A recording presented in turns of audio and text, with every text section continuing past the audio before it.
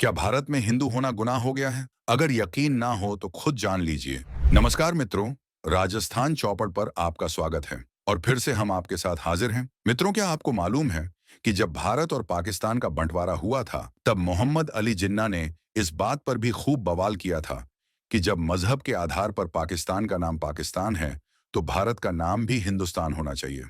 लेकिन हमारे तब के नेताओं ने दस्तावेजों में इस नाम को स्वीकार नहीं किया, क्योंकि तब के हुक्मरानों का कहना था कि हिंदुस्तान मजहब के आधार पर बना देश नहीं है, लिहाजा इस देश में सब मजहब के लोगों के लिए बराबर की जगह होगी। लेकिन मित्रों, हमारे तब के नेताओं को नहीं मालूम था कि उनकी ये छोटी सी भूल भविष्य में इस देश के हिंदुओं के लिए उनके अस्तित्व पर प्रश्न खड़ा करेगी। भारत के तत्कालीन निर्माताओं का तो ये भी कहना था कि बंटवारे के बाद भारत नाम के इस देश में संविधान का शासन होगा।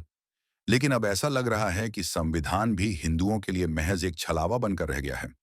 जिस संविधान की दुहाई देकर देश के तब के नेताओं ने यहाँ के हिंदुओं के हाथ पांव बांध दिए थे, उन्हीं नेताओं ने संविधान में अनुच्छेद 25 से 28 तक धार्मिक स्वतंत्रता का प्रबंध किया है।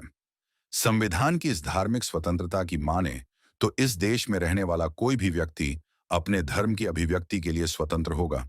इसी संविधान के हिसाब से भारत का प्रत्येक नागरिक अपने धर्म को मानने, धार्मिक भावनाओं को अभिव्यक्त करने और धर्म का संरक्षण करने के लिए भी आजाद होगा।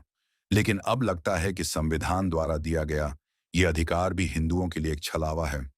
आप दिल्ली मेट्रो का ही ये वीडियो देखिए। इस वीडियो में एक शख्स भजन गा रहा है। अगर संविधान की माने तो वह शख्स अपनी धार्मिक भावनाओं को व्यक्त कर रहा है।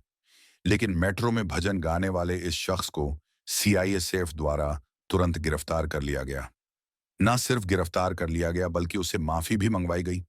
अब कोई इतना बताए कि दिल्ली मेट्रो में भजन गाने वाले इस शख्स के उन अधिकारों का संरक्षण कौन करेगा जो उसे संविधान के अनुच्छेद 25 से 28 में दिए गए हैं। क्या उस शख्स का गुनाह सिर्फ इतना था कि वह हिंदू था और भजन गा रहा था? बल्कि इसी शख्स की जगह कोई मुसलमान चलती मेट्रो में नमाज पढ़ रहा होता तो तुरंत लाखों लिबरल, सेक्युलर और संविधान का रोना रोने वाले लोग इसे मुद्दा बनाकर विक्टिम कार्ड खेल जाते। ध्यान रहे, ये वही दिल्ली मेट्रो है। यहां से रोज अश्लील हरकतें करते हुए लोगों के वीडियो वायरल होते हैं और उसके बाद मजाल है कि किसी के कान पर जू तक रेंग जाए। बल्कि संविधान की दुहाई देने वाले लोग अभिव्यक्ति की आजादी के नाम पर उन्हीं अश्लील हरकतों को जस्टिफाई कर देते हैं। अब देश के हिंदुओं को यह तय करने की जरूरत है कि वे आखिर कब तक संविधान, लोकतंत्र और लिबरल होने के नाम पर खुद के अस्तित्व से समझौता करते रहेंगे।